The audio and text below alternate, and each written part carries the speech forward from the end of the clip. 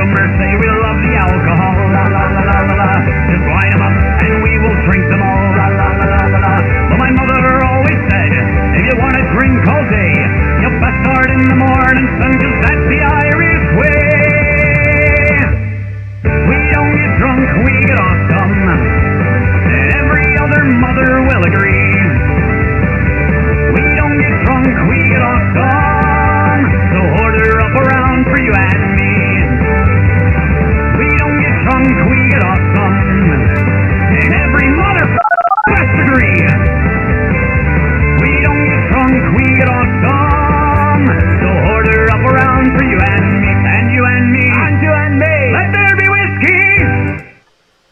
Hey everybody, welcome to Nerds with Alcohol. I'm Chris. I'm Russ. And this is episode 180. 180. This is a very sobering time in our country and right now, and we did feel like we wanted to come on and talk about what's happening. We're not gonna deal with the entire show. We do like to keep things light on Nerds with Alcohol, but in light of everything that's happened in the last week, it's been a hell of a week. Yeah, it has. It's been a we hell did of a feel week. like too much. We did feel like it would be irresponsible of us to not address some of the issues and whatnot, and also considering honestly, there's just not a whole lot to talk about other than Yeah. what's going on with Black Lives Matter and the protests and everything else. What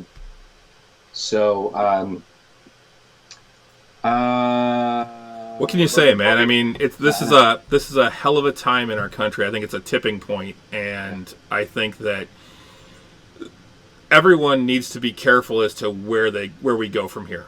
We need to take it in the right direction. We need to make changes, some wholesale changes. And I think that, this is something that unfortunately is not new. Yeah. It is something that has happened repeatedly, and it needs to fucking stop. I mean, I'm sure everyone knows. George Floyd was murdered by Minnesota police for a non-violent crime.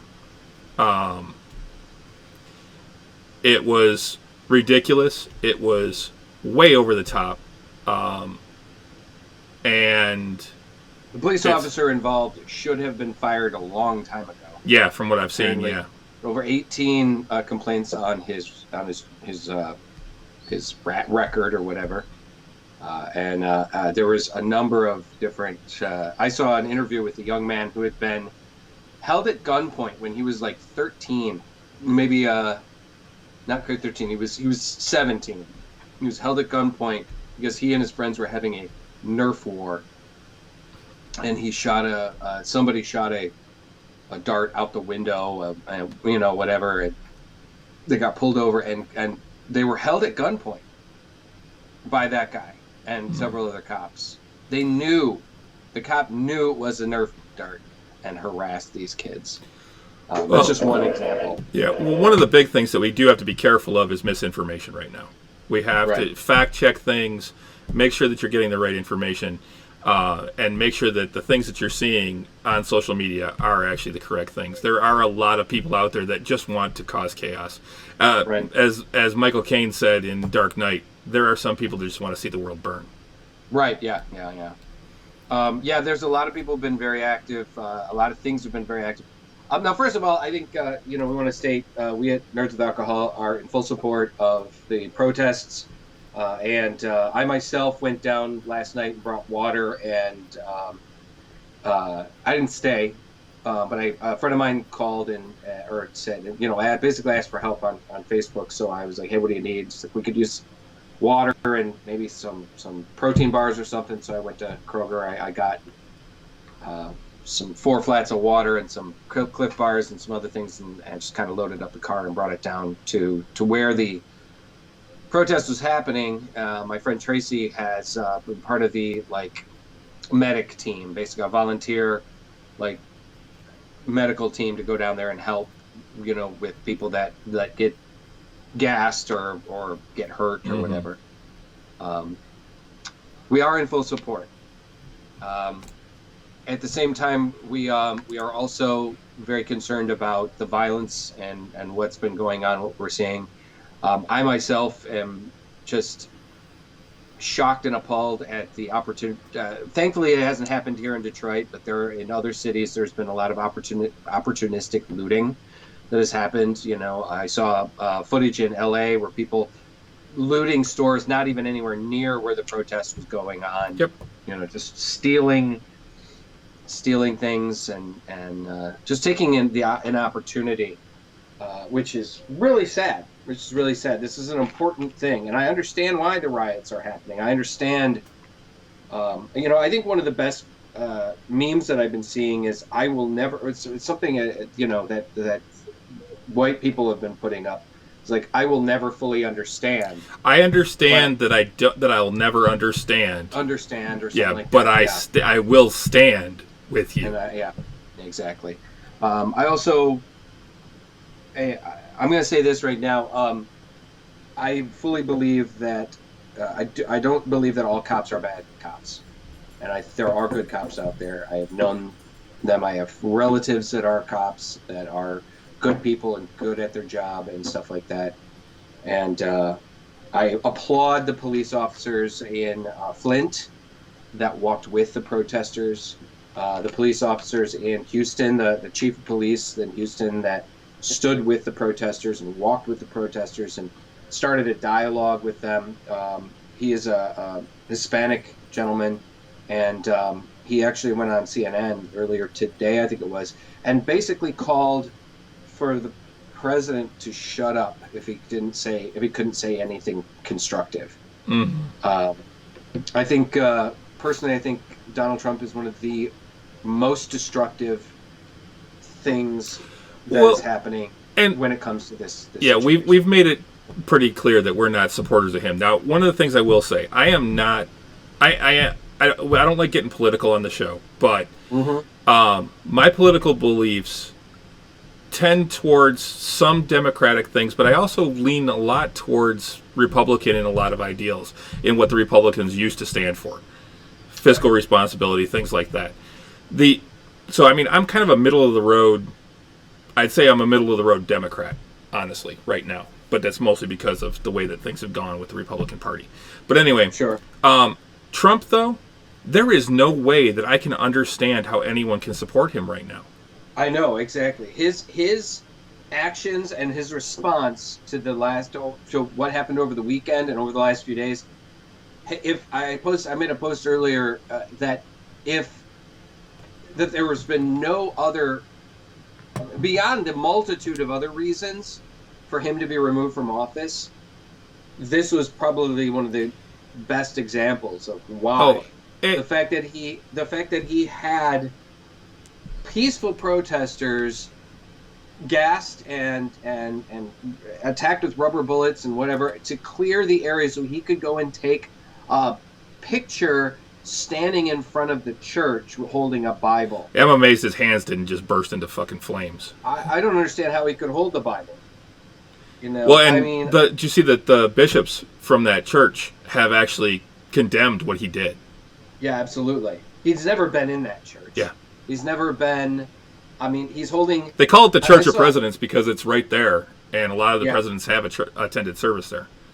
Yeah, apparently, I think they'd said that he hasn't, and it's just like, I'm floored at the fact that he had said that he had encouraged governors to aggressively put down the riots, or they'll do it for him. Right. He has threatened to call out the troops on American. There's talk. I haven't seen, but yesterday they were saying that there was a good chance he was actually going to institute the Insurrection Act, which hasn't been done since 1992. Right. It was 1807 act. It basically allows the president to take greater control in times of the states and it allows him to deploy U.S. troops on U.S. soil. U.S. soil, right? I don't know. I think, I honest to God, there are so many people. I saw a thing on Facebook, I think, the other day. Yes, Dresden, I agree. Dresden's just... Distraught, too, yeah. Distraught, too, yeah.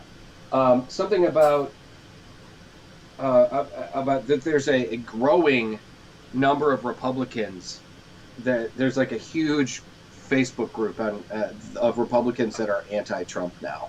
That there is a very strong anti-Trump movement that's within the Republican Party. I mean, good. There needs to be. It's not right. Exactly. Apparently there was Mitch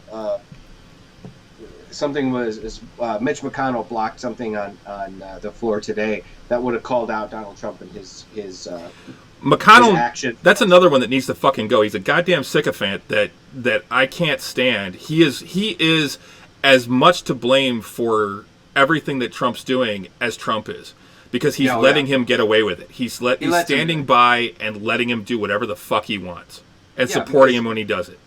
Exactly. When Donald Trump got into office, I think Mitch McConnell went, "Ooh, 4 years of blocking the Democrats? That's going to be great." Yeah. You know, I mean, the guy's a monster. He in some cases I think he's worse than Donald Trump, because he's a politician and he knows how to work the system. Mm-hmm. Donald Trump's he's just a bully. He's like he's a dog barking on. He's a chained up dog barking on the porch, you know.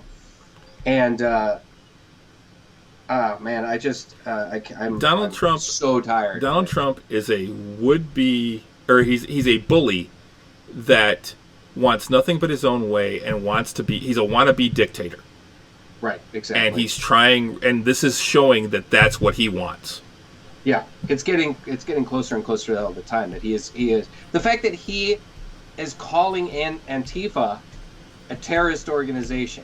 Yeah. Antifa is not an organization. It's an idea. It's like a movement, basically. Yeah. It's if you're against anti-fascist. Yeah, if you're against fascism, then yeah. Stella just posted on Facebook about an hour ago that the Pope says Trump is not Christian. The Pope has outright come out against Donald Trump. Okay, awesome. You know, it's just it's one anti-fascism / Trump. Yeah, I just don't fucking get it. Yeah. And the wild thing is these protests are happening everywhere across the world. Yep. In England, in Germany, in Japan, New Zealand, in Hong Kong. It's amazing. The New Zealand one was moving. Oh yeah. Yeah. The guys down there, the Polynesian dudes, did the what is it? Is it the haka? The dance. The haka. Yeah, the haka. Yeah, haka. They did that for George Floyd in the protest. Wow, I mean that's incredible. You know, that's awesome. That's a huge honor. Mm-hmm. You know? Looks like apparently Floyd Mayweather, he picked up the bill for George Floyd's funeral services, which is apparently $88,000. Wow. So the boxer Floyd Mayweather, that's awesome, but also, like, why the hell is this funeral so much? Yeah. That's incredible. Maybe, you know what, maybe it was to help the family as well, beyond the cost of the funeral. There's just so many things. I've basically been glued to my phone for the last couple of days, just absorbing all this I have been, but I can only read so much. At a certain point, I hit saturation, and I'm like, okay, I am either going to drink myself into a stupor, or I need to go do something else and play like video games or something like that, and just get my mind off of the insanity that is our country right now. Right, and that's exactly what I did too. I've been doing that, and I've been kind of like, I'll spend an hour and a half searching through things and looking at video clips and looking at news reports, and then I'll be just like, you know what? I can't take it anymore. I gotta play play a video game or watch something or whatever. Mm-hmm. It's just like, I'm like, it's just amazing to me that this is happening. And like I said, I felt bad because I wasn't on the front lines. Yeah. Most of the, and most of the we had a serious talk because today is Blackout Tuesday. It is. And we had a serious talk about not even doing our show today, and leaving it dark. But we decided to go ahead and go on with it. Show our support in a different way. Right. We needed to, we felt like we just needed to continue to talk about it. Now, I'm also posting on our Facebook page right now, the Nerds with Alcohol show page, about it's 40 ways you can help right now. It's something Stella posted and another friend, my friend Jessica, posted earlier today too. It's organizations to donate to, organizations to follow, numbers to call and text, petitions to sign, all kinds of different things like that. So I'm going to share that right now for those of you guys who want to check that out. Because it's very important, and we need to pay attention. And like I said, I can't stress more that we are, of course, in full support of everything of Black Lives Matter and what's going on. Like I said, the two things that really bug me are one, the opportunistic, horrible looting, and then honestly the idea that in all the streams that all cops are I hate blanket statements like that. Right, exactly. You and I were talking about that earlier. Make a blanket statement like, all men are dogs, all women are bitches, that kind of thing. All cops are bad and stuff like that. It's just not the case. We can't speak in extremes. We can't speak in absolutes like that. And I just also want to know, if you're out there, if you're in the you're on the front lines and say you get arrested or you get stranded in Detroit or you get picked up or whatever, and you need some help, and you've got my contact information, let me know. Maybe I can come and get you. I can help out. Mm-hmm. There's, one of the big problems too is, from what I was understanding, the people that were the biggest instigators, the biggest problem makers of these riots and stuff were people that didn't even live in those communities. Yeah.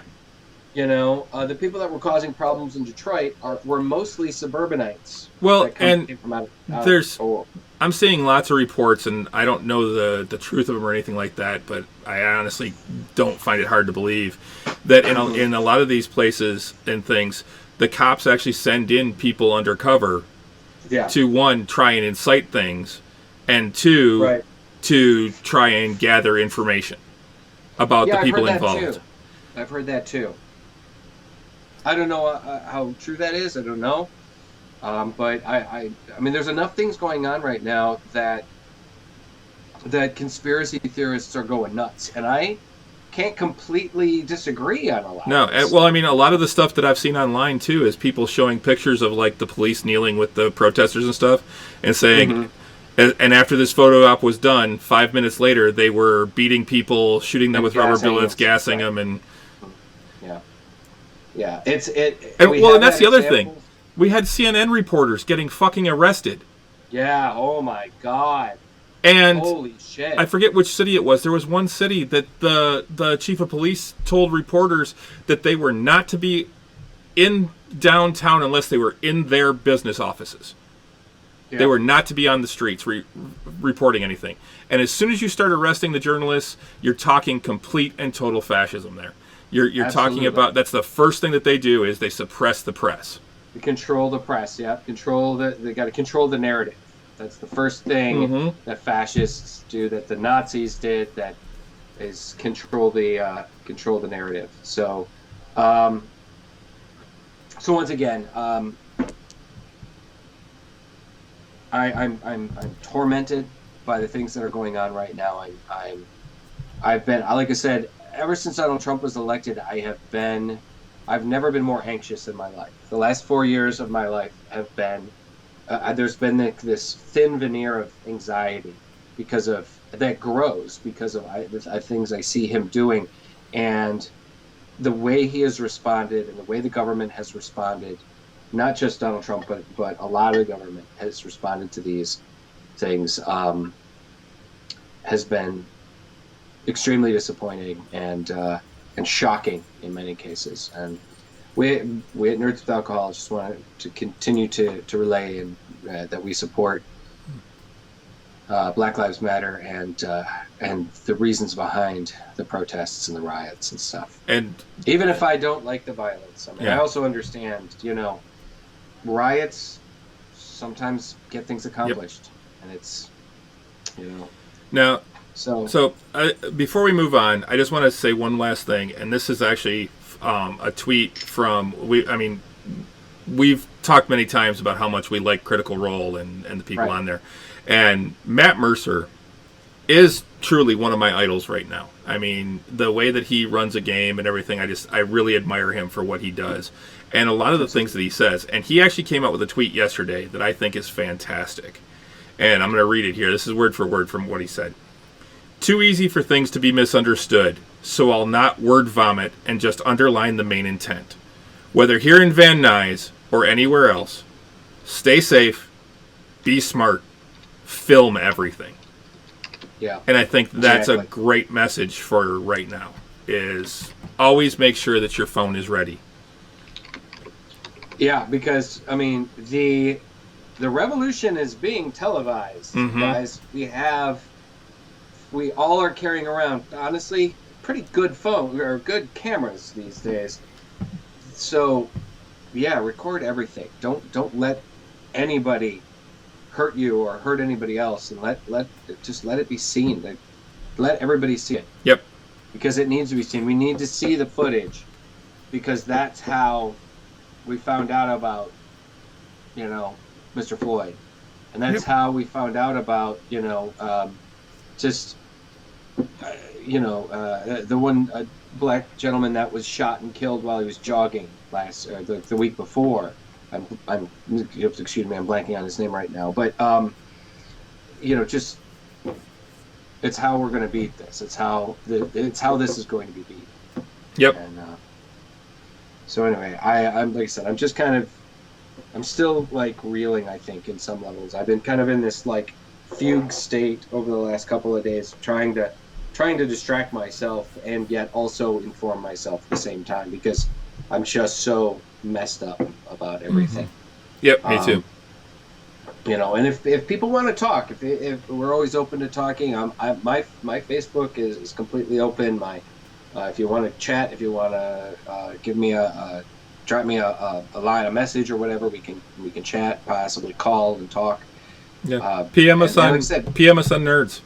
Yeah, or if you need help, I mean, I still got a few more weeks probably before I'm going back to work, so I got time. Which, on the other side, let's talk about that. So we've got the coronavirus stuff going on now too, and Michigan, which is one of the hardest hit areas and one of the most strictly regulated as far as the stay-at-home orders and everything like that.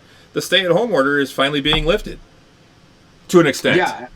To an extent, restaurants and bars are going to be reopening on Monday, and there are some restrictions. I believe they're still at half capacity. Half capacity or less. It's all dependent on how the tables all have to be within at least 6 feet apart. Now, one of the things, I'm not against our governor. I actually think she's handled this pretty well. But when she comes out and talks about the fact that restaurants are going to reopen and bars are going to reopen, but you got to wear a mask. How the fuck does that work? How am I gonna go and wear a mask and eat my food? Yeah, I'm not siphoning my beer through a mask. Gotta strain my beer through a mask. Yeah. Yeah, I mean, we'll see. I mean, it's better than what we've had. I still have a lot of friends in the adult entertainment industry, and that bars, some of the bars that I used to work at and stuff that are on my Facebook, and they're all like, "Yeah, we're reopening finally," and and we're seeing the bar industry and the restaurant industry and people finally going back to work, and that's the thing.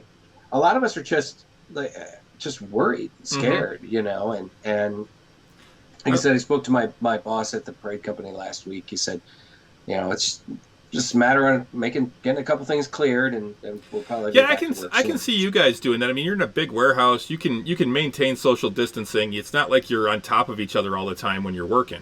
Yeah, exactly. I mean, it's for the artists ourselves. It's not that big a problem. It's going to be more so when volunteers come in, Yeah. and work on the various floats and stuff. So we're going to have policy and different things that we're going to have to do for that in that situation. Yeah, so it's at least that was good news. People are very much encouraged to hear that. On the Facebook groups for the Renaissance Festival, people were like, "Hey, this is encouraging," and I'm like, "Well, yes, it is, but don't jump the gun." I mean, she's saying that like groups of 100 or less can gather outside, as long as masks are worn and social distancing continues. And we're not in the clear yet. We're just on the next stage of reopening. We're not out of the woods yet. I am so. Yes. That is one of those things I'm so sick of hearing from her. Okay. She repeats things a lot, I've noticed. Yes. Okay. She did it during the campaign, too, with the whole fix the damn roads. Right. Retail is also being reopened and a great deal, too. Without appointments. We're going to be seeing a lot more of the regular, like if you want to go to Best Buy or Barnes & Noble or whatever. That starts Thursday. Right, correct. Yeah. Oh, one thing that was kind of cool. I was a little bummed out because I was really excited to hear some new news about the PlayStation 5, but Sony decided to cancel their big kind of reveal that was going to happen. I think it was going to happen on Thursday. I'm not sure. It was today or maybe Thursday. I'm not sure. But this week they've since decided to reschedule it because they feel like there are a lot more important things being talked about right now. And they didn't want to kind of take up that frequency, basically. Cisco did the same thing with Cisco Live. It's an annual event that they do. It's usually a week-long conference, but this year they were doing it online for free for anyone that has a Cisco account, and it's a bunch of educational seminars and things like that, and it's over 2 days instead of a week. It was supposed to be today and tomorrow, and they've actually postponed it till later in June. They haven't given a date yet. They're just saying, we're going to push it out because we don't feel that right now is the right time to do this. Yeah. And I can't disagree with that. I think it's it's a good idea. It opened up my afternoon, I'll tell you that, because I had planned on 3 hours of seminars this afternoon. And hey, so bravo to Sony. Bravo for taking that. And they did make a big statement about how they very much stand with with Black Lives Matter and the entire movement and everything. In fact, there's been a lot of companies that have pretty much said the same thing. Marvel and DC have expressed solidarity with the black community following protests against the United States over the death of George Floyd.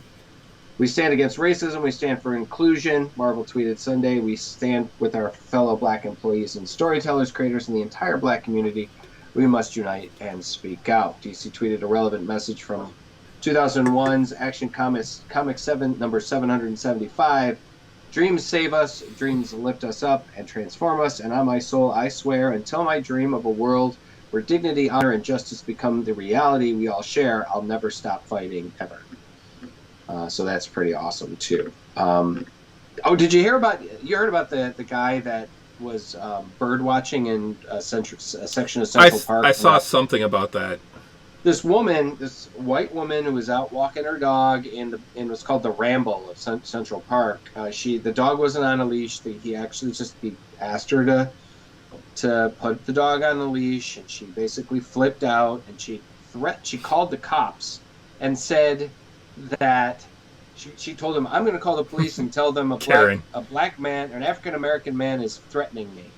And so she did, and she pretended to panic basically on the phone, and then she clipped a leash on the dog because she was there holding the dog's collar and was basically strangling the dog while trying to go flipping out about this guy.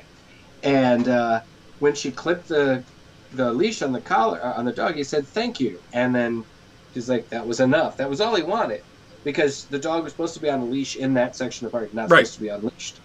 And so he was just asking her to follow the fucking law, you know. And what she essentially tried to do was weaponize the police against this guy. Uh-huh. And knowing what happens to African American males often when the police are called on them, you know, panic ensues, or you know, they're often murdered or at least arrested for no reason. Mm-hmm. And anyway, the woman was she was doxxed pretty much online. They figured out who she was. She was suspended from work because she basically tried to. She knew what she was doing. Mm-hmm. She tried to have this guy killed, essentially, because he got in her face and stepped up to her white privilege. Yep. And her dog was also taken from her. She had the dog for 2 years. She got him from a Cocker Spaniel rescue, and they took the fucking dog because of how they saw her treating him. Good. In the video, yeah. So, and apparently, like, she apologized. She went online and went on, I think, on something and apologized, and then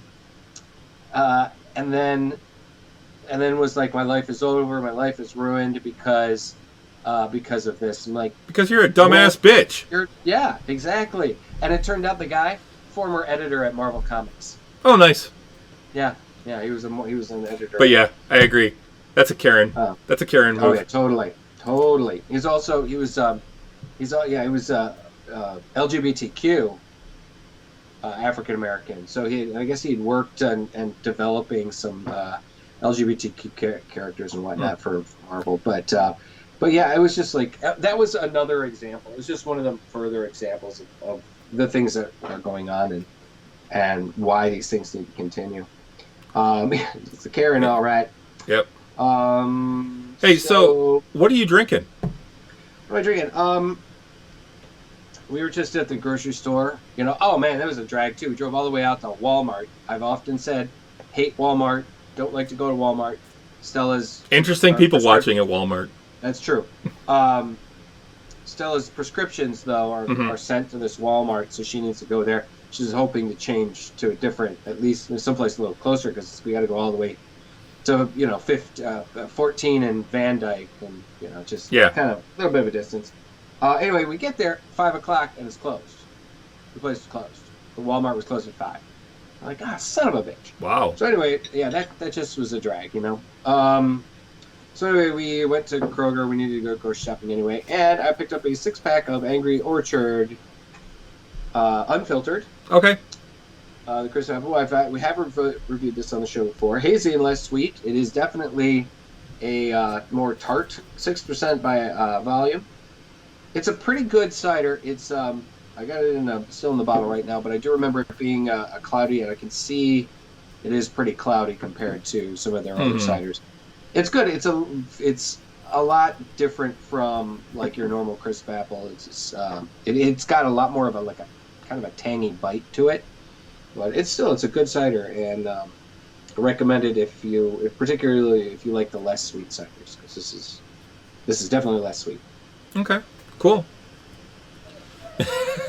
And chuggable.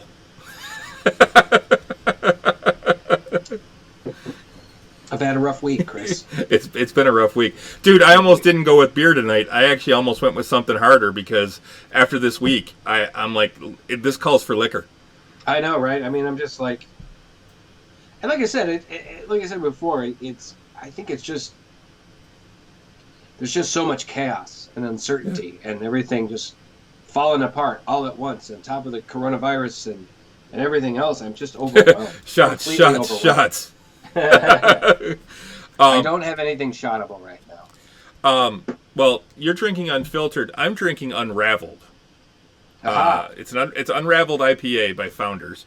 There's the can right there. Oh, okay. Yeah, I've seen that. Yeah, it's a juicy India Pale Ale.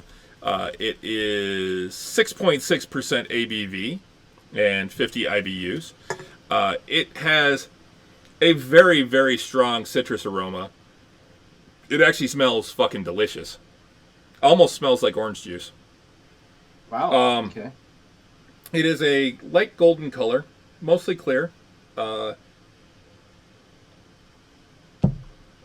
Taking a drink. It definitely has a lot of the like citrusy, kind of orange peel bitterness. I actually think this is absolutely fantastic. I really like this one a lot. It's got that nice bitter finish, nice and dry. But it has that citrusiness to it up front. Just very light and refreshing. This is actually, I think, a really good summer drink. I don't know if they're still producing it. I've had this for a little while. I don't know how long they're producing it, if they are, but it's really good. If you can find it, I highly suggest it. Unraveled IPA by Founders. I'm going to give this probably 4 bottle caps. So, yeah, like I said, Unraveled. All right. By Founders. Very cool. If you like a good juicy IPA, it's definitely worth checking out. Cool. So a couple of things here.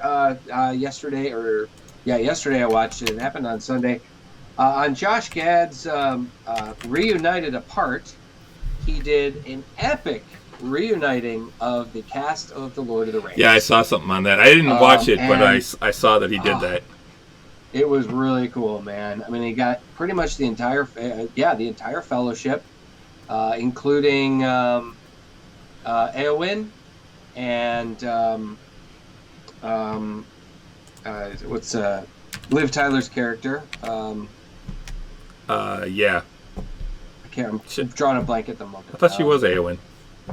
No, Eowyn was the princess of the Horse Lords, I believe. And then, but anyways, and Anthony Serkis, who was Gollum, and it was so freaking cool, man. It was really, really neat. They were all cracking jokes. It was some really funny stuff. John Rhys Davies was, it's funny, he signed on real quick and then was there for a flash, and he was wearing his Gimli helmet, and he looked at the screen, and then he winked out, like he screwed up or something. She's Arwen. Arwen. It was Eowyn and Arwen, yeah. And she come in, it was really funny. And then he came back a little while later. There was there's just a ton of jokes. They talked about a lot about Christopher Lee, and because Christopher Lee is a huge Tolkien fan, he actually knew J.R.R. Tolkien, and he talked about how he would read The Lord of the Rings every year. He'd read it every year, and Sir Ian McKellen said that when he first met Christopher Lee, he said that he goes, well, I always thought I should play Gandalf, he goes, and we were fast friends after that, and stuff. And it was just really, really cool. It was really, guys, it's on Josh Gad's YouTube channel. It's called Reunited Apart. They've done the Goonies. They did Splash with Tom Hanks and Daryl Hannah. They did a reunion of Back to the Future. Yep.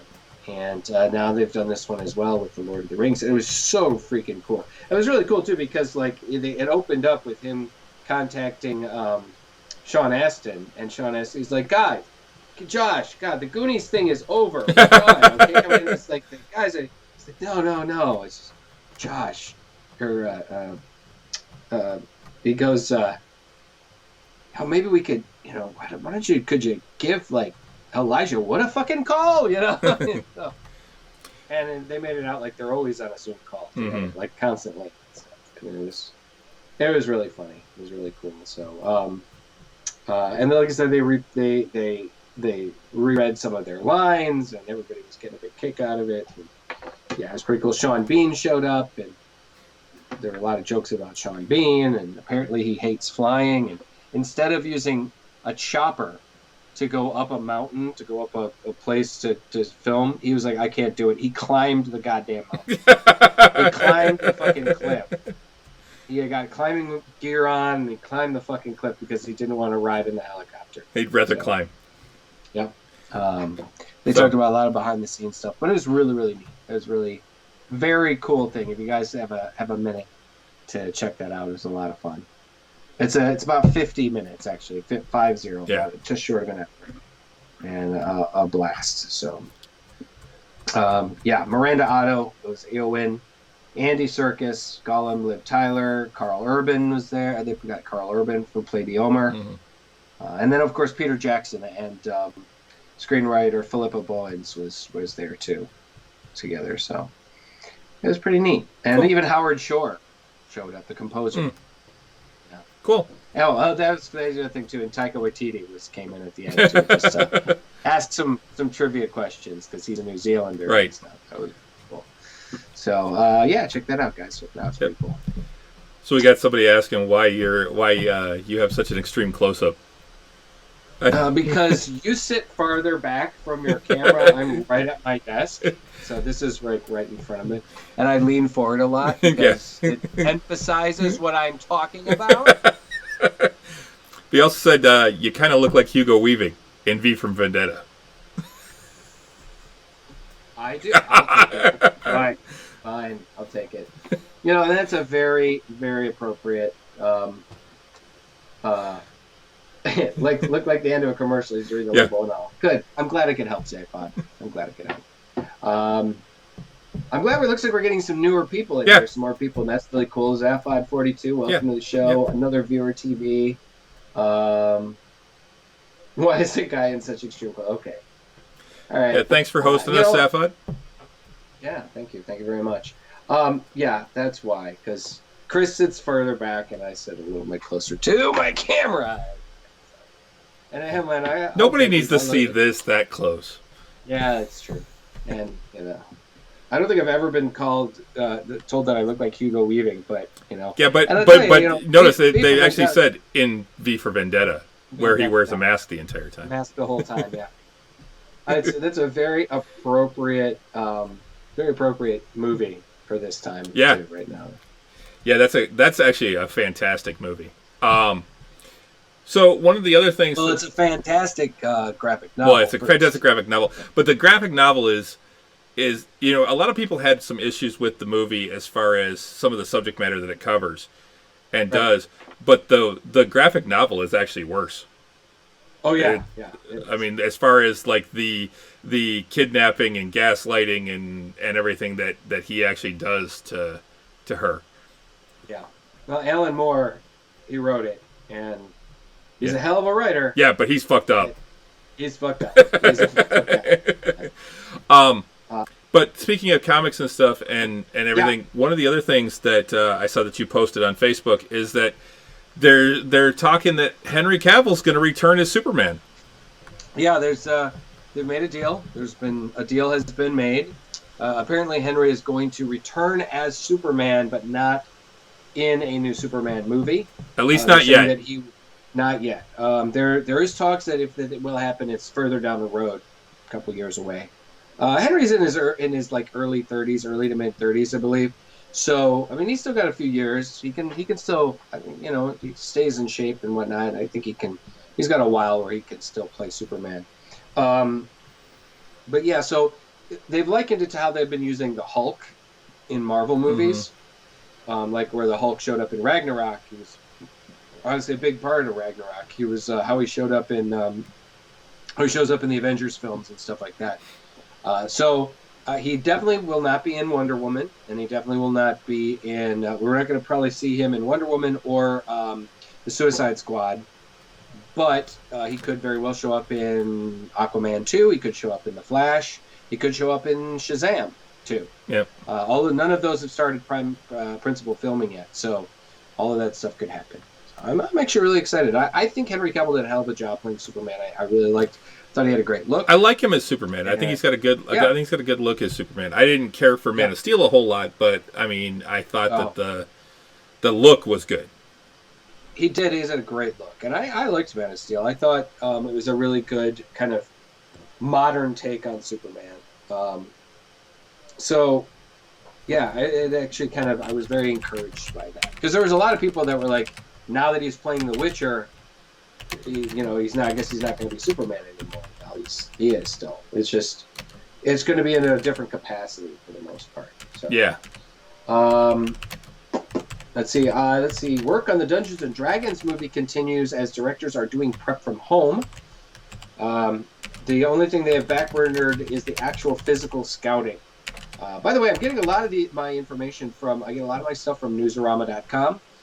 You guys, if you want to check them out, they recently joined forces with Games Radar, another pretty well-known like video games, largely video game informational website.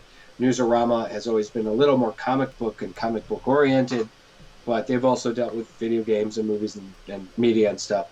So, but now they've actually completely joined forces, and there's been a complete change to their website. So, if you guys want to check that out. But yeah, on the D&D movie, we're not D&D fans. The upcoming movie might have been pushed back until 22 because of the ongoing coronavirus pandemic, but work is continuing in the background, according to directors Jonathan Goldstein and John Francis Daly. Now, you guys remember John Francis Daly is the actor that was on Bones for many years. He was started off as a kid. He was a child actor on the show Freaks and Geeks. Main kids of Freaks and Geeks. But now John Francis Daly has become a pretty, has written some pretty, written some big movies these days. I think they might have written Suicide Squad, the first one, but I'm not sure. We've just commenced on our second draft of D&D. Goldstein told The Hollywood Reporter that when asked what they were doing during the lockdown, we were able to go off and devote our time to that. On the other hand, we're supposed to be flying to the UK to scout in March, so they haven't been able to do a lot of scouting. So, but that's their next thing, it looks like. And they're really excited about getting the ball rolling and moving forward, so that's cool. So I'm really hoping, I'm looking forward to 22 when we can see a real and actual, hopefully a good D&D movie. That's the thing. Fantasy films, they can go either way, man. I mean, you can have a Lord of the Rings, or you can have a Warcraft. Warcraft wasn't bad. I actually enjoyed Warcraft. Now, personally, I liked it as well, but it didn't do well at the box office. I would say you could have a Lord of the Rings, or you could have a D&D movie. A D&D movie, right? That's a better analogy, honestly, because the original D&D movie was one of the few movies I actually almost walked the fuck out of. Dude, I almost walked out when Snails died and they didn't loot the body. I'm like, that's the first thing you do. What? Always loot the body every time. No, that whole movie was just the fucking. I like another viewer TV just put in the chat that you should have a button for theater patrons to roll dice to affect the outcome of the D&D movie. That would be the that would be awesome. A choose your own adventure D&D style movie. I'm in. Let's do it. Where you have to roll dice. Everyone rolls dice. They take the average. Roll dice. Yeah. Just you can do it digitally like they do on Critical or on D&D Beyond now. Yeah. For those of you guys who haven't seen it on D&D Beyond now, they have a dice roller. It's really cool. You roll and it does like a digital. It rolls the dice right on the screen. Yeah, I haven't tried it yet. I saw that it was out there, but I haven't looked at it yet. Well, actually, I mean, I like I prefer rolling my own dice, but it's still kind of neat. Well, this weekend when we play, we're still gonna roll regular dice, but I may play around with the dice roller just a little bit, just to see how it goes. I think the last time we played, I used the dice roller. It was cool. It's still, I mean, it gives you a couple of different choices of different kinds of dice. It's kind of neat. Yeah, it talks about start your own dice collection. Yeah, I think what they're going to offer is like you can buy more digital dice. I'm not going to fucking do that.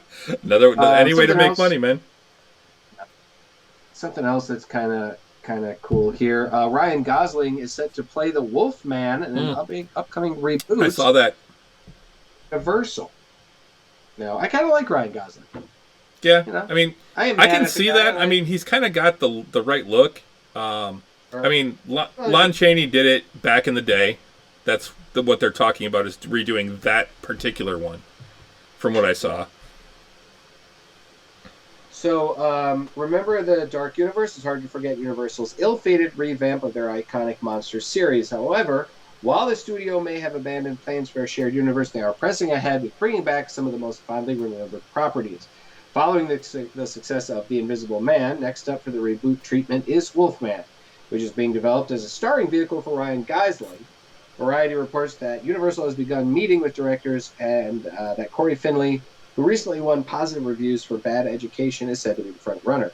No decision has yet been made. The trade press publication notes the new version of Wolfman is believed to be set in present times and will be akin to Jake Gyllenhaal's thriller Nightcrawler, but with a sci-fi twist. Lauren Schuler Blum and Rebecca Angelo, best known for writing Netflix's Orange is the New Black, have penned the script, the idea for which was originally pitched by Gosling. So he's actually on the ground floor. Yeah. Okay. Wolfman is the latest Universal monster to be brought back by the studio. A new Dracula movie is currently in development with director Karen Kusama, while Paul Feig has been working on Dark Army, which will bring together multiple new and old monsters. James Wan is also set to produce a Frankenstein movie. None of these are set to be interconnected. The priority is now on auteur-driven work rather than creating a dark universe. Okay, there's a part of me that really, really, really, really wants to see like a movie with Frankenstein, Dracula, the Wolfman, the Mummy. I want to see them all together in one movie together, like the old classic. Oh my God, that would be the best. Because Van Helsing was another movie that was, holy shit, was embarrassing and you know. Kate Beckinsale looked good though. She did. She was probably one of the only good parts. She's the only thing I remember from that movie, really, other than that. Hugh Jackman looked pretty cool too, and he had a bunch of really cool gadgets and stuff. But the guy who played Dracula was ridiculous. Well, and terrible. And Kate was actually in a faucet. Forset. She wasn't in a real corset. She was in a faux corset. Yeah, she was. I don't know. It was just kind of terrible movie.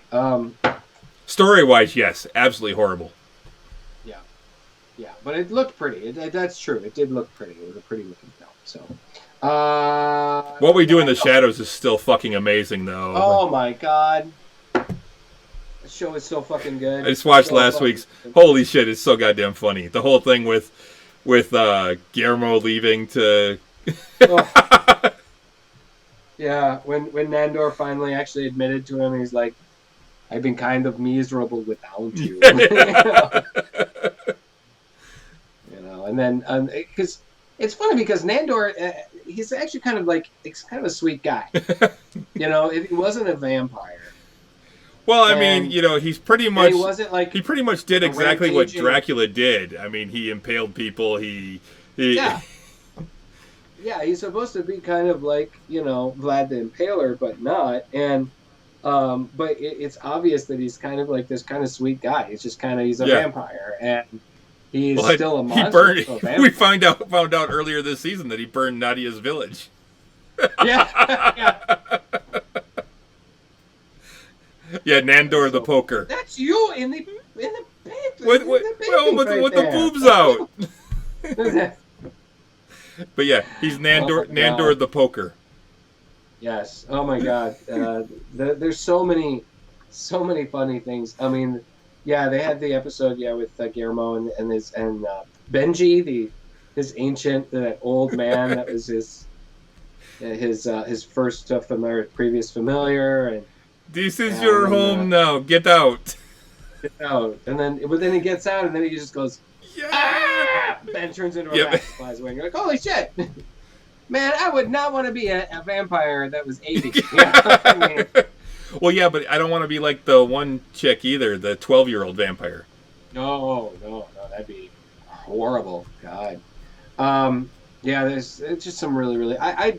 this show just keeps one-upping itself. Oh, yeah. It's getting better and better.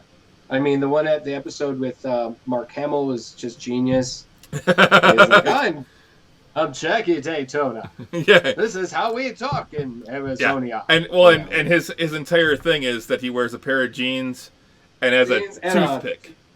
As soon as he puts a toothpick in, nobody recognizes him. It's like Clark Kent's glasses. It's like nobody can tell that that's Superman because he's got glasses on. Funny. When he gets in the truck at the end, he's like, I don't know how to drive. I kind of wish I did because that was fucking expensive. Yeah. Well, a nice truck. I like it. I like how they don't pull any punches. I mean, and the Colin Robinson shit is fucking. Colin Robinson has been so much better this season.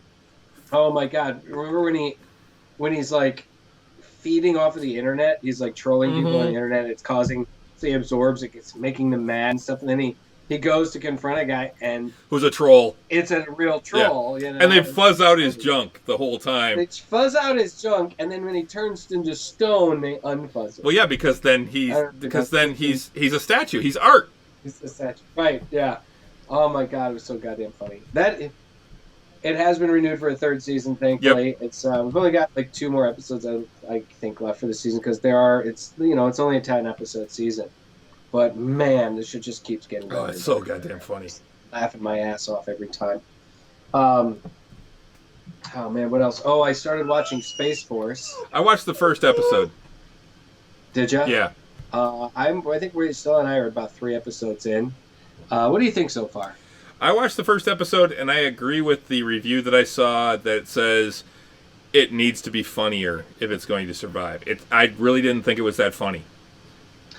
I think it's funny, but I mean, you got to keep going, obviously. Yeah, I'm like, You've I'm only not seen the gonna, first I'm not gonna episode. judge it completely by one episode, but No. I'm like, I expected to laugh, and I don't think I even chuckled once in the entire first episode. I have laughed. I definitely have laughed a few times. I think I laughed. I laughed pretty hard when he started singing the Beach Boys song. Oh, the Kokomo. yeah, Started Kokomo, singing yeah. Kokomo. And I mean, it's just some of it's very Which- farcical. Actually, took me back to what we do in the shadows from last week when Nadia and that's right. they were singing Kokomo, the pirate song. Yeah, and then the whole audience, then they had to grab the Oh, yeah. audience. How do they know this? We killed them. We slayed. I mean, we really did. We killed like half of them after the show. But yeah, That's the funny But yeah, thing too. You remember about that show too. They're still fucking vampires. They're still monsters. Anyway, I think Space Force. I hope that they also eventually. Somebody told me that they never address why his wife is in prison. yeah, they have. They And- definitely haven't yet. And I mean, other than the fact that I don't know that she wanted to be on the show. I don't know. But yeah, no, somebody said to me on Facebook, somebody said, no, I watched the entire season, they never address why. I think they're leaving that open for a second to the second season. I do think it's funny, but I think you're right that it needs to be funnier. There's an entire episode they deal with the, I don't want to spoil it too. You haven't watched it, but there's a, where they deal with this chimp that's out there, this chimpstronaut, and it's on another neighboring satellite that they sent up there, and it's just ridiculous. Because that's the other thing too. Like Steve Carell's character, he seems like he's a nice guy. He seems like a nice guy. He's a general. He's a general. Yep. He's a military man. He's like tormented between trying to be this progressive, guy in his 50s, and also being a general and trying to run this. And I thought it was kind of funny because they meet with all the heads of the armed forces, and he thought he was getting the Air Force, and they decide to keep the guy that he can't stand, who's in charge of the Air Force, on and give him Space Force, and you got what's her name as the head of the Navy. I am blanking on her name. Jane Lynch. Yeah, Jane Lynch. That's what it is. Yeah, and you've got Diedrich Bader as the head of the Army, and Patrick Warburton as the head of the Marines. Right. And I recognize the guy who was the head of the Coast Guard too. But I don't know his name. He's actually a Michigan local. Is he? He's actually from here. Yeah, I remember seeing him. He was a member of the the Second City cast, when the original Second City cast here in Detroit. Okay. But I mean, he actually probably had one of the best little scenes, because he's like, ha! Finally, the Coast Guard isn't on the bottom, and they all look at him and go, nah, you're still on the bottom. Yeah. I can't remember his name. I'll look it up. But that's some really funny shit. I mean, John Malkovich, honest to God's, one of the funniest parts. I think he's going to be one of the funniest parts, just from what I saw in the previews. It's just he's really. He hasn't funny. had enough yet, I don't think, to get it going. You'll see it. He is. Let's see. Lisa Kudrow. I don't know. I think, like I said, I got to watch the rest of the season and the series. I think I'm willing to give it a shot. Chris Gethard is on it. I mean, there's a lot of really good comedians here. Larry Joe Campbell is the guy you're thinking of. Yeah, He's done a lot of stuff. He's been in all kinds of shit. He was on Mom. He was on Teachers. He's on the Orville. He's one of the characters on the Orville. He was like the chief engineer for a while. Detroiters, Key and Peele, the Goldbergs. So, what I didn't realize, Fred Willard, who just passed away recently. Oh yeah. Plays his dad, Steve Carell's dad. Mm-hmm. What I didn't realize was he was actually in a 1978 TV movie called Space Force. Oh no shit. That's funny. He played Captain Thomas Woods. That's funny. Yeah, it was. Man, he looked old. Well, Fred Willard has always been one of those. Fred Willard's always been one of those actors that's always looked exactly the same to me. Like, he's been around since I was since before I was a little kid, and all kinds of different stuff. But he's always just kind of looked the same. Mm-hmm. And seeing him on that show, just looking like an old man and like shaking, and man, that hit me at home, dude. Wow. Anyway, I'm gonna stick with it for a while. We'll see. Funny shit. I think it's also like it's really indicative of what we're seeing in the government. Just how stupid people. Well, are. and they bring the Senate or the Congress folks out there, and one of them is obviously AOC, right. And I mean it was blatant. Oh, for sure. Yeah, I mean they really were. That was exactly it, basically. Yeah. I don't know. I'm trying to think. There was something else. A couple other things. It was funny. You know how the PlayStation Plus, they'll give you free games periodically every month. You have games you can download. They gave me one of the games that was for May. I had just noticed it. I downloaded it on like Saturday. Was this game called Cities Skyline, and it is a city sim game, kind of similar to SimCity. And so I tried it. Played it well into the night last night. It's a pretty good game. It's no longer, it was in May, so now if you want to buy it on PlayStation, you have to pay for it, but you can also get it on PC. And it's pretty cool. The only problem, the bigger drag is it gives you the base version of the game, and there's like 8 expansions. They give you more buildings to build and more different types of different things you can decorate your city with. I'm probably not going to do that, but hey, Dresden, I know, buddy. As a city sim game, a simulation game, it's pretty good because it gives you control of some utilities and some things that you need to help build your city, but it's not too much. There's some SimCity games out there that made you like have to design all the minutia of all the different aspects of the city. And this one gives you a lot. It gives you a lot to work with, but also not too much. Like you do have to lay your sewer and water lines and your electrical lines, but you don't have to lay like your cable lines and other things like that. You can. You do have to make out your roads and plan out where like neighborhoods are going to be and where industry is going to be, where storefronts and stuff are going to be. But I don't know. It was a pretty cool game. And then also available, there's 2 games. The other one was Farm Simulator 9. And I haven't played it yet, but I did play a demo of, Farm Simulator 19, not 19. And I played a demo of that 5 years ago or something like that, or 4. No, well, it couldn't have been 5 years ago. That was 19 number. It's not for the year; it's the number. It was right around. I think it was before I got my PS5, but I played a demo of it, and it's kind of neat.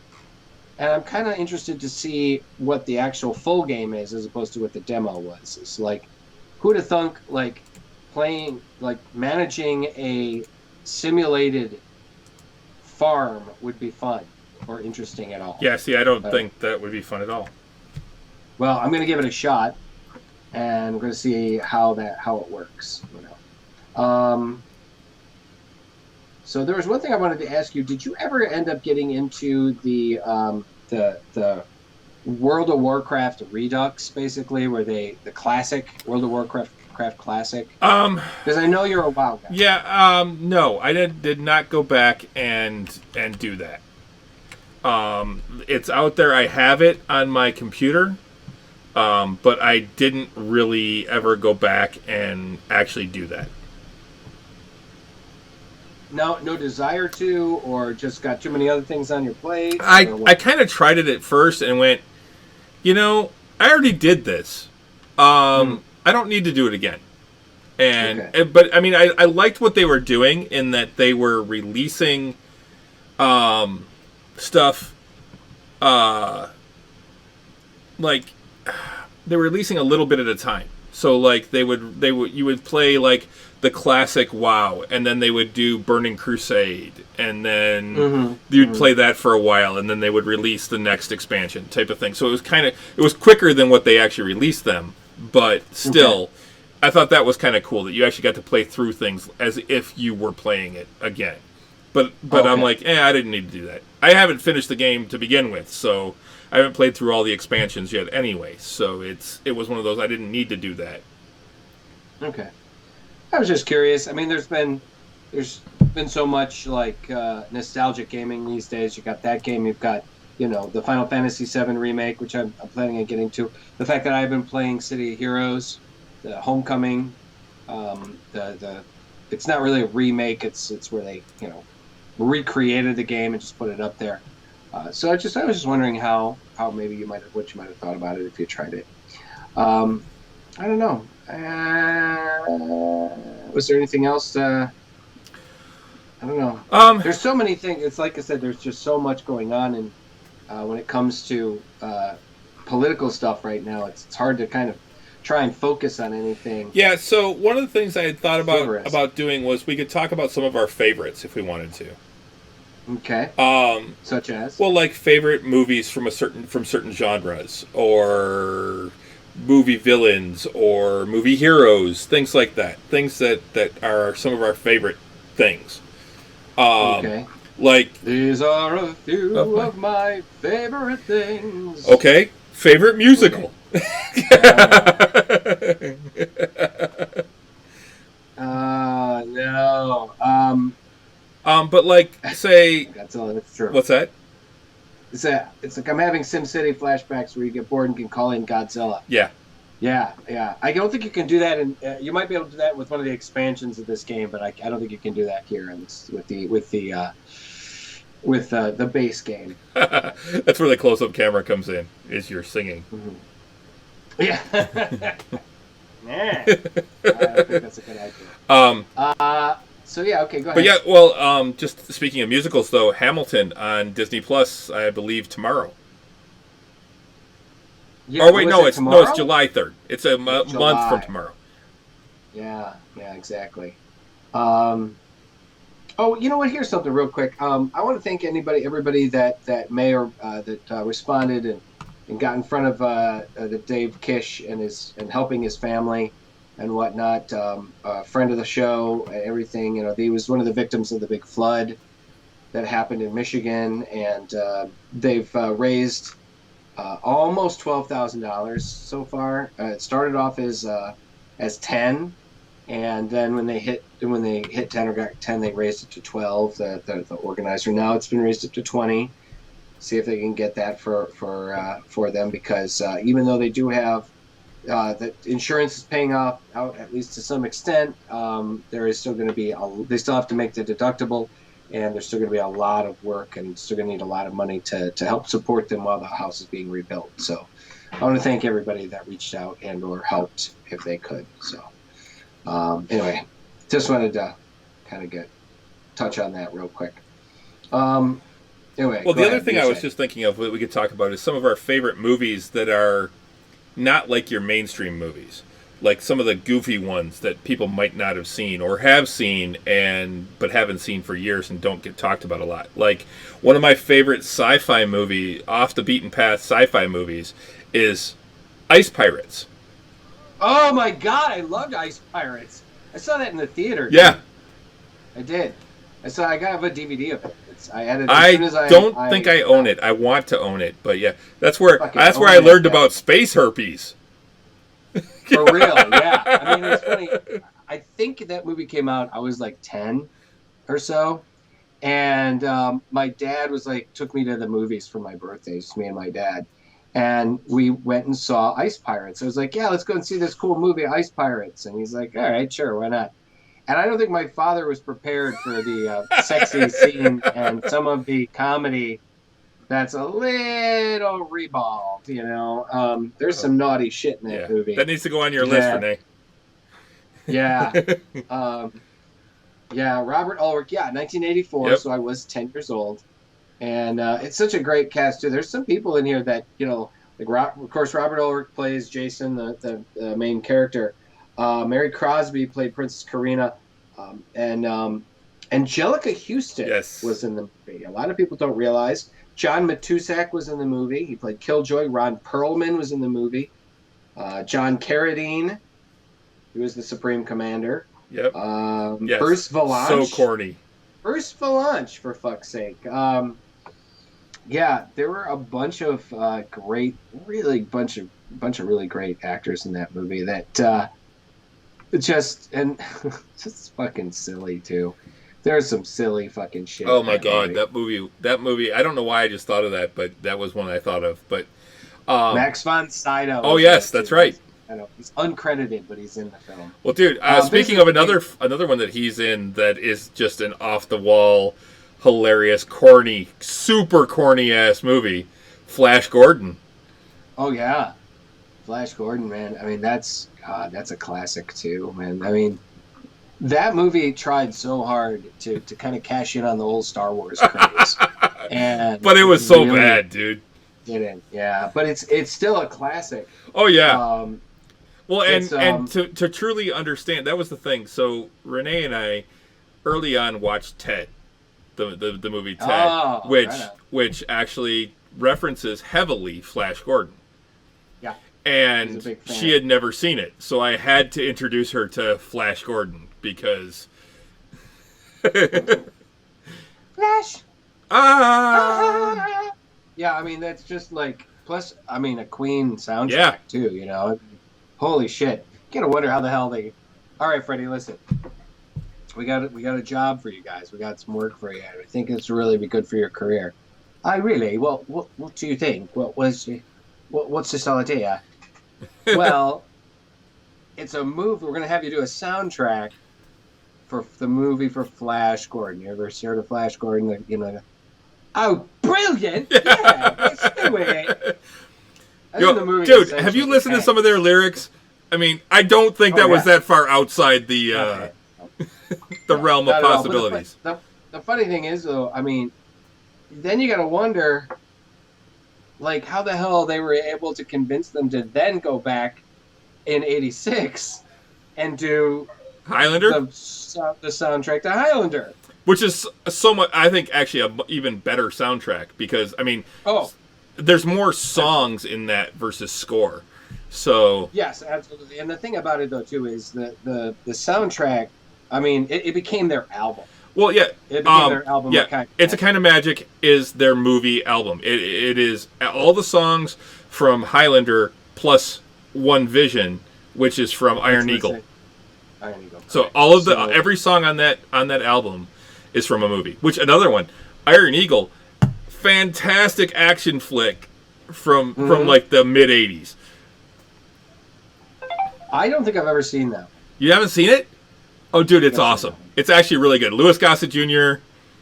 Yeah, I'm familiar with. They're fighter pilots or something like that. Yeah.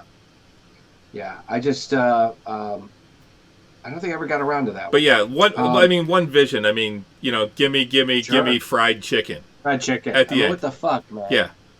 Hey, Freddie, not your best work, man. Well, but still, really, really, really memorable too. But yeah, to go back to Ice Pirates though, for those of you guys who don't know, it's these guys are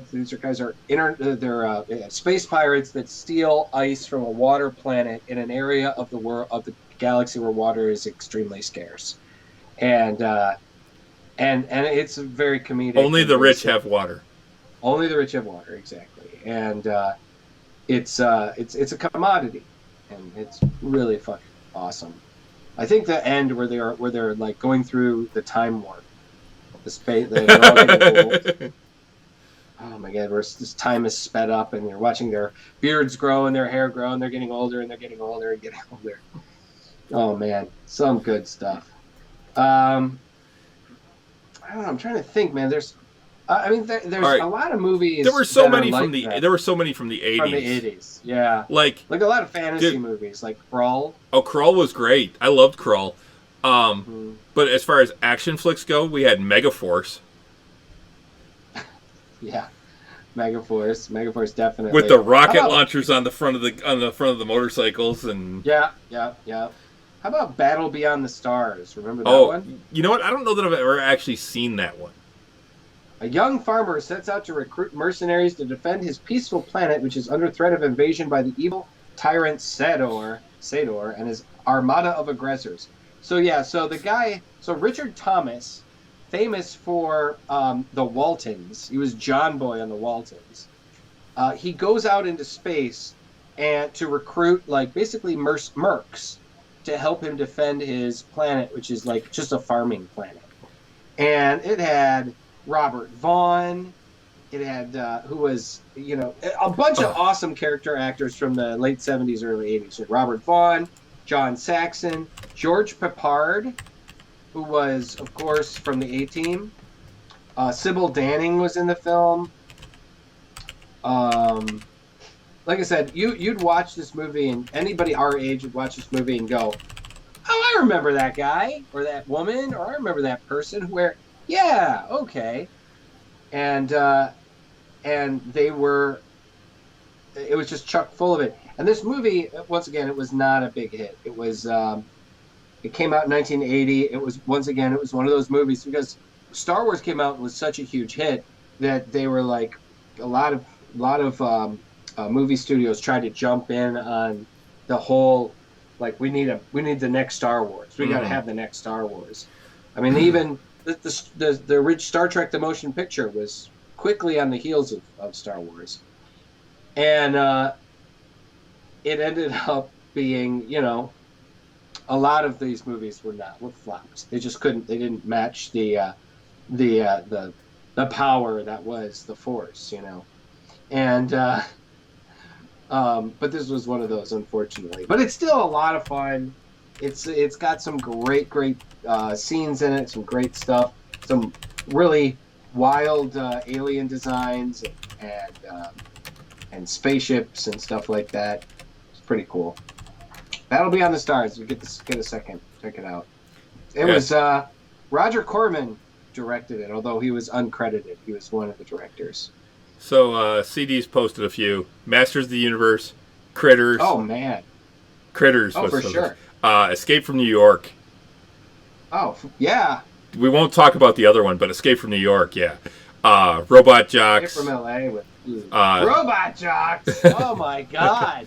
I saw that in the theater, too, man. Cyborg. And then, of course, They Live.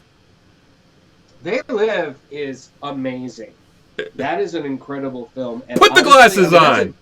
That's a John Carpenter film. That did not get the credit it deserved.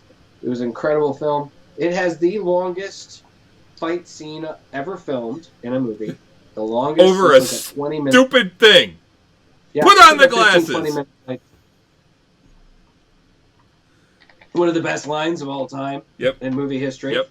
One of the most misquoted too, actually. Right. I've come to kick ass and chew bubblegum, and I am all out of bubblegum. Running Man. That was actually a good one, too. Best alley fight ever. Do two things. I loved Running Man. I mean, Schwarzenegger didn't make bad movies back in the 80s. No, and that was actually a Stephen King movie. That was actually a Stephen King story. It was based on a Stephen King short story. A Richard Bachman short story. Richard Bachman, right. Which is a Stephen King pseudonym. Right. But yeah, the Running Man was fucking awesome. Yeah. That was a great movie. But like I said, Schwarzenegger didn't make bad movies back then, man. I mean, Predator, The Running Man.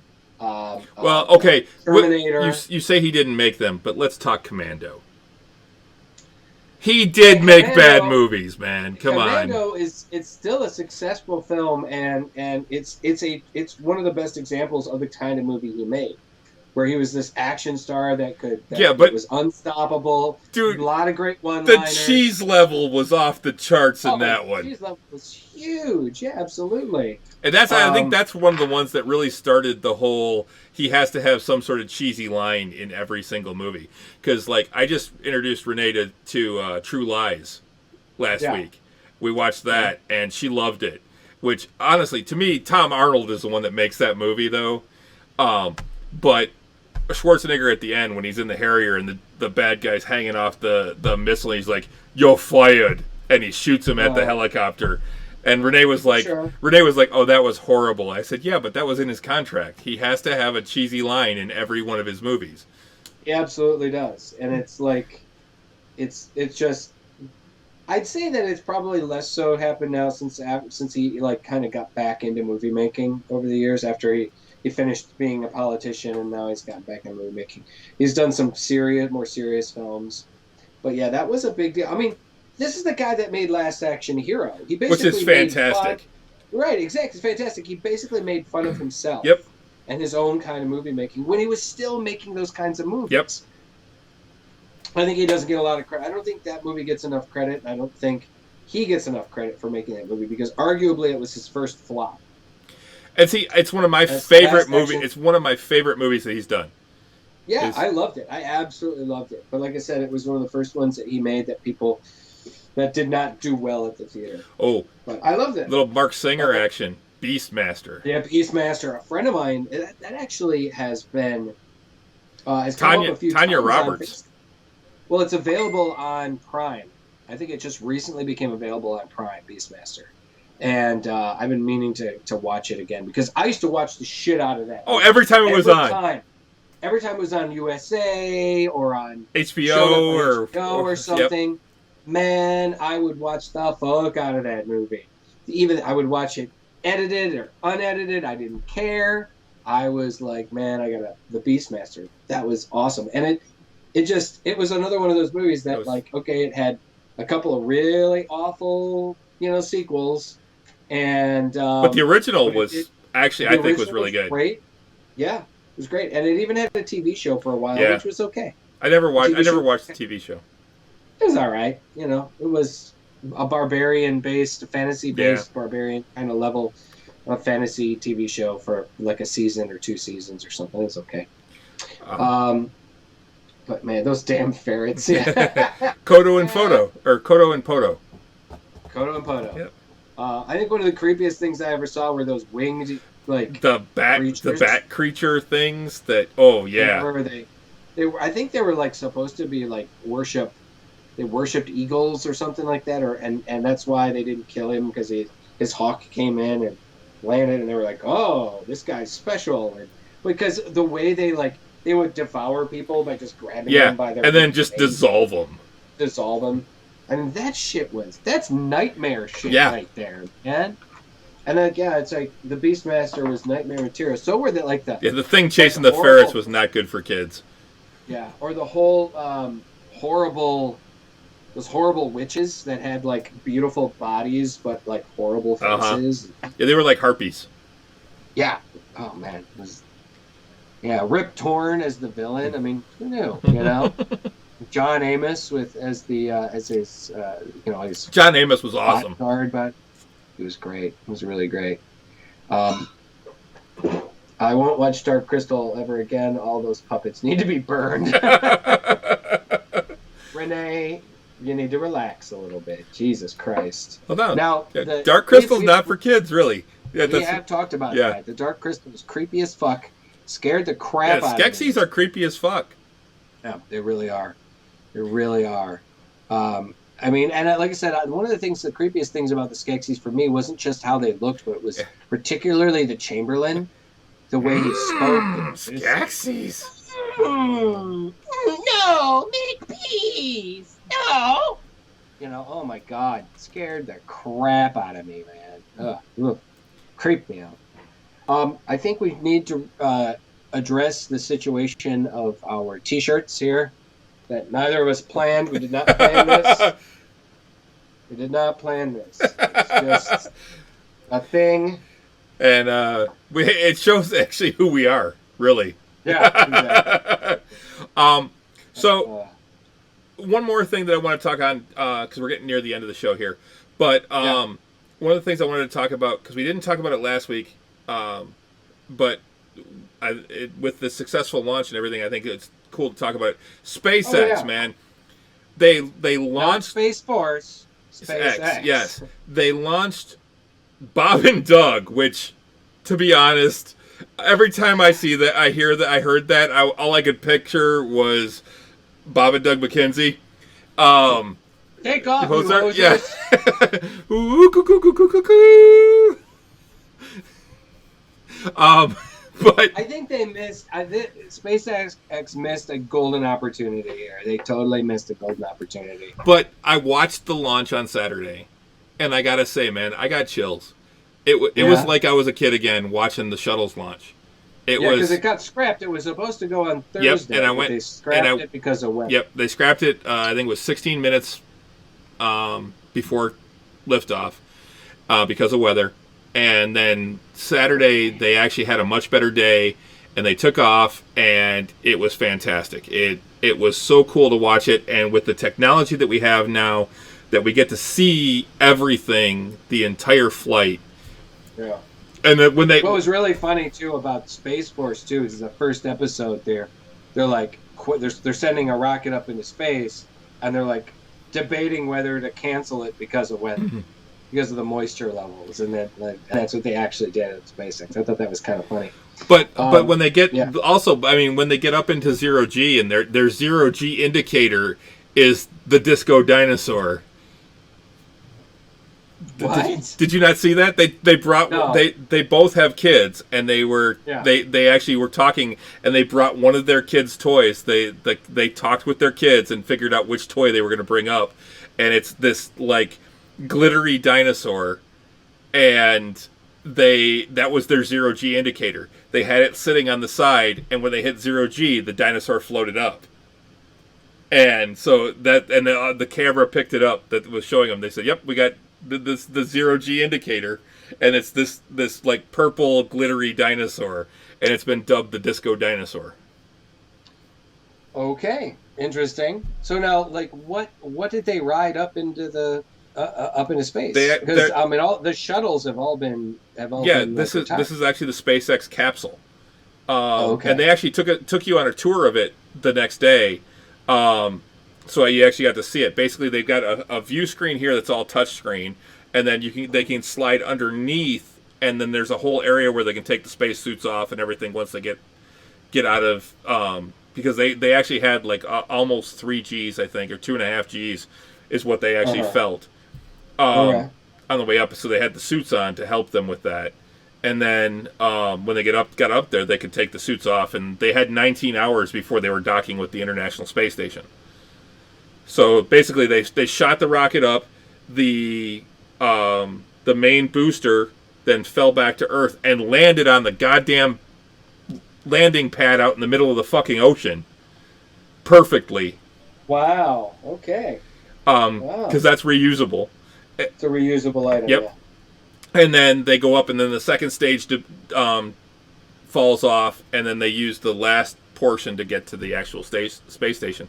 But yeah, it was actually really cool. It's just a small capsule, and then that's what they're going to use to come back to Earth. I haven't seen when they come back yet. So. All right.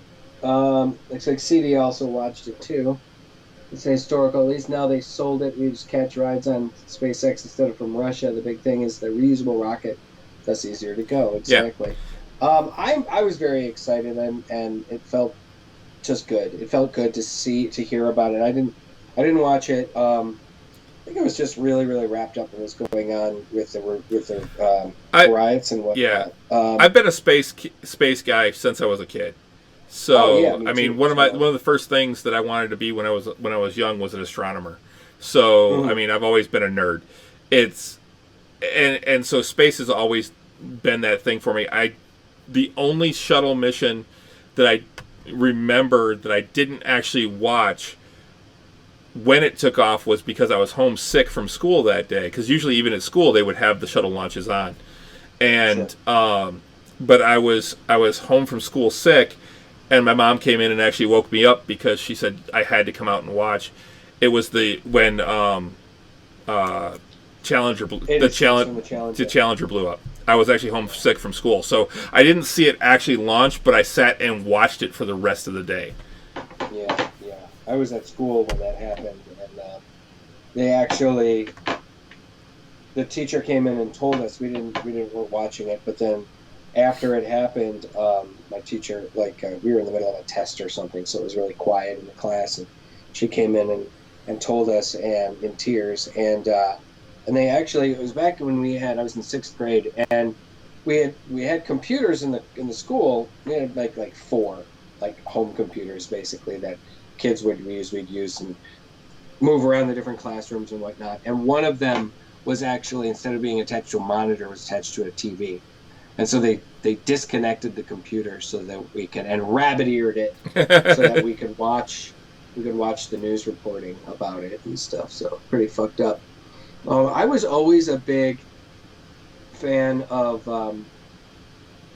the shuttle launches and stuff too. It always made me sad though when people started to kind of take it for granted, just kind of like what happened with the Apollo launches and stuff when they started going to the moon. I mean, it got to the point where it was commonplace. Yep.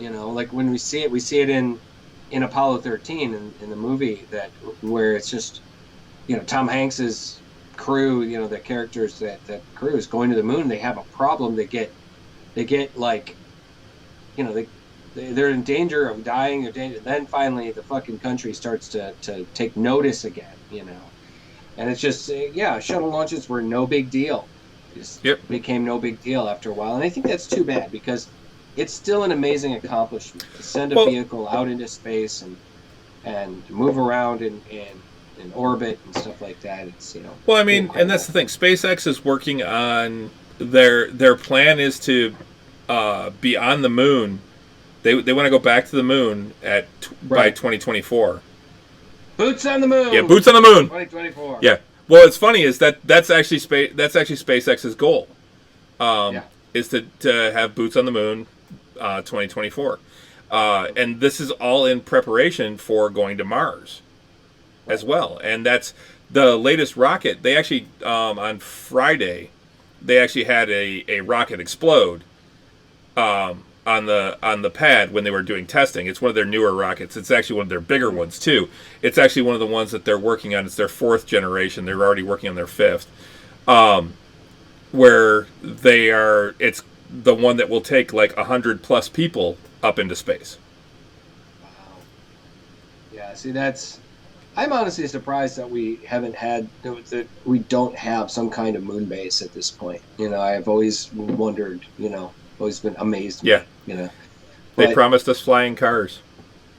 They did, god damn it. Where's my flying car? Hell, we don't even get... Dude, we don't even have the hoverboard. Dude, let's think about this. Okay, think about the average person driving on the road. Do you really want them in a flying fucking car? It's true. My bet is that it will, if flying cars ever happened, it'll be mostly, they won't be driven by us. They will be automated. Be automated. Kind of like with that movie, that show I was talking about, Upload. Yeah. Where, there's so much of it is their cars were all completely automated. All right, we should probably wrap it up. Wrap things up, guys. Again, be careful out there. If you're out there protesting, if you're doing, if you're out there with,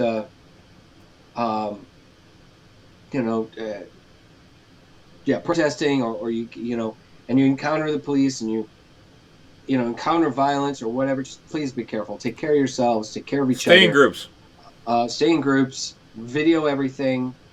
The only way that things are going to change are if, we act. And we can't sit on the sidelines. And that's something that I think I'm going to have to do more of is, I've spent a lot of the weekend kind of processing, and I think that I'm going to have to end up. I'm not going to have to end up. I think I'm going to end up getting more involved and doing more, because if not us, then who? If not the middle-aged white guys that are stuck in our ways. It can't just be the young people. It's got to be everybody. Yeah.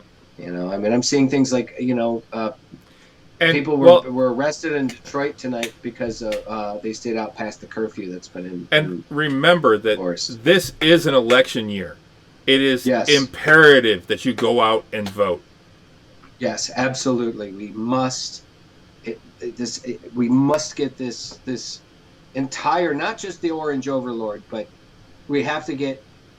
So many people need to be voted out of office. So there has to be a massive change, because if there isn't, if we don't vote out a massive change, there's going to be a bloody change of some kind. It's going to get worse. Mm-hmm. And I truly believe that.